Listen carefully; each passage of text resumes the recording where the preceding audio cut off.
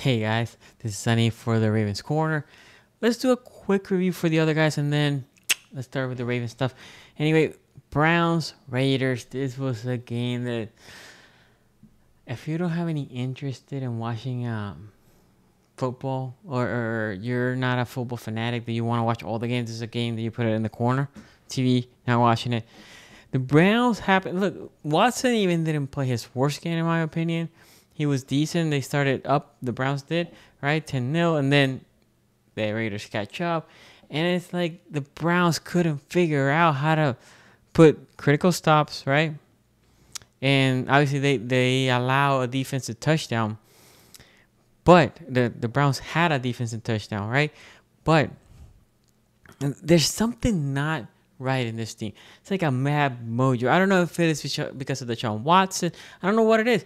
The Raiders, look, the Ravens lost to the Raiders, but the Raiders came here.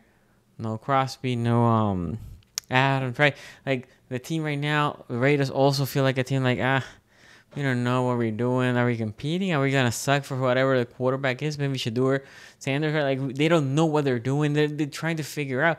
The Browns had legitimate playoff aspiration, possibly Super Bowl aspirations coming to the year. If you go back to the AFC North rankings, you can see consistently how that roster was ranked. But even with that, because Deshaun Watson is the easiest scapegoat, but O-line obviously is her defense. I think is not playing to the full potential. Like there's so many. Again, I can't even pinpoint to what it is. It's something weird. Something weird with the Browns. I don't know what it is. Something weird. Let's talk about the Bengals. Look, the Bengals finally did what they couldn't do against Washington and against a couple other teams. Traded touchdowns with scores, right? With Washington, we talk about field goals against touchdowns. They will drive field goal. The Washington Commanders, they will drive at a touchdown. This is a game they actually put points on the board. And I said this last year, and I said it again. The best version of the Bengals is when they're balanced. It's where they're balanced. We all talk about, too high shell. The whole league is going to too high shell. Joe Burrow seems to have a problem with too high shell as well, right? Well, what is a way to beat him? Run the ball. Balance yourself. Make them draw their defensive down. Play action, beat it over the pass. The Bengals did that this week, and they were successful. You got two guys running, one for 80 and one for 51, both with 15 carries. Chase Brown with 2 touchdowns, right? Burrow added 232, 2 touchdowns and a pick. This is the best version of the Bengals on the offensive side. Balance. We're talking about rushing 31 times, which if you include that one Burrow rush, and 31 attempts. You can't get more balanced than that. This is the best version of the Bengals. I think if they keep like this, then they're going to be a tough out. The question here is, will they keep this, right? Like you have seen over the years a glimpse like, look, they're running a little bit of the ball. They're going to balance themselves. And then they go back like, nah, we're not going to run the ball. It's going to be interesting. That question here also Panthers, right? I'm sorry, against the Panthers, the amount of points they allow. The Panthers, in my opinion, still not a great team. Better than Andy Dalton. Not a great team. 2 touchdowns to Andy Dalton, 1 pick. But Shua Hubbard, over 100 yards. That is concerning. We talk about how teams are running all over the Bengals. And that is a problem because not only because you're allowing all this rushing yards and blah, blah, blah. The other team will control the time of possession.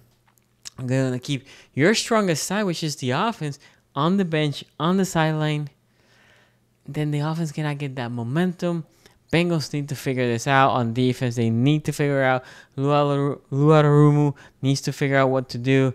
The linebackers, right? I know DJ Reader. We talk about it in the offseason. Know DJ Reader, how it's going to look. Well, right now, it doesn't look good. It does not look good. Now let's transition here to the Steelers. Coming down to earth. Look. Their foe, Joe Flacco, comes. First quarter. Joe Flacco, baby. Comes again. Talking to Jared. And I can't wait for Wednesday. If Flacco comes, I said it like, what happens if they bench him now? He got hurt. I wasn't expecting to get hurt. What Richardson gets benched and you got Flacco. We're really going to win. No, you're not. look, the thing is here, and we talk about this, the moment that the Steelers defense is not perfect, which they have been for 3 games, and allowed, right, points the Steelers defense did, what is this kind of offense going to do? Now, at the end, in the fourth quarter, they did a comeback. And then Fields got nervous over there after the fumble. Not fumble, bad snap. He got nervous and took an unnecessary sack, right? Those are the things that he, by now, should be out of that, right? Like, let me throw it away because live another down. Also, I do not agree with let's keep this timeout just in case. Just in case you call that timeout there, you reset everybody. That fourth down, everybody knows the play. That play needs to be executed because if there's not a first down, what are you going to do with timeout, which is what happened, right? So I don't agree with Tomlin, what he did there. But more than that, again, if the defense is not perfect, what are you going to do? What are you going to do? At the end, you say, if you're a Steelers fan, at the end, you're like, oh, you know what? I can work with this. And I'm assuming that's what Steelers fans are saying right now. But still, they're going next week against Dallas. We're going to talk that in the pod, but we'll see. I have concerns with the Steelers offense, and this defense will only, they look to be as good as the defense will carry. They have been good so far, 3-1, but can the defense carry them a little bit more through the season, right? Because let's be honest, all the rules are skewed. And I'm talking about a guy that loves defense. They're skewed for the offense. So we'll see how long this team can get carried by this defense. And finally, the Ravens. Look, that was a fun game. But Ravens fans, let's be honest, we have PTSD. Because even after the half, when we were at 21-3, I think it was, we come out 3-0. They come out, they score a touchdown. And we come out, I believe it was another 3-0. And I'm like, what's going on? What's going on? Because now if they score 17-21, right, it's a game. And then Josh Allen does stupid things, and let's not just blame him. Brady and all that. The coaching, the offensive coaching staff, you have momentum. What are you doing? What you're doing? Fumble. Basically, after that game was over, then the offense was like, okay, let's get back our mojo. Boom, done. But what the Ravens are doing is saying, what is your weakness? Rushing, which is, looks to me that it's the weakness of most teams. Small linebacking core, not great D linemen against the run, good against the pass. Yeah. That's helping our O-line. Our O-line looks looking good. Like, I'm excited for Falele now. I know. I'm converted. I'm excited for Falele.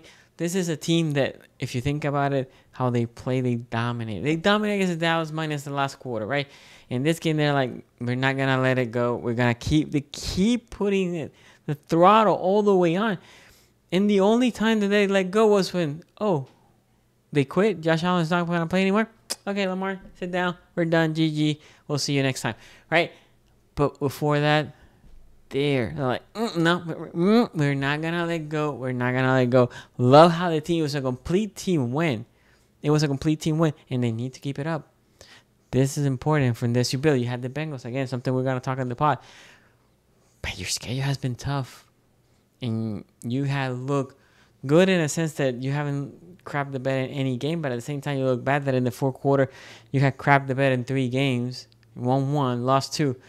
And then this game was your first game. You finally put everything together. You can build it. Now, are we the most elite team, the greatest team in the world, right? No. Again, reality check. Steelers, you're not as good as your record did. Ravens, we're not as good yet as the hype we have. But I think we can be. So, that's going to be my Ravens Corner. Make sure you subscribe to the pod. Hit that like so you can know when we come here on Wednesday live and on Fridays again. So, we'll see you next time.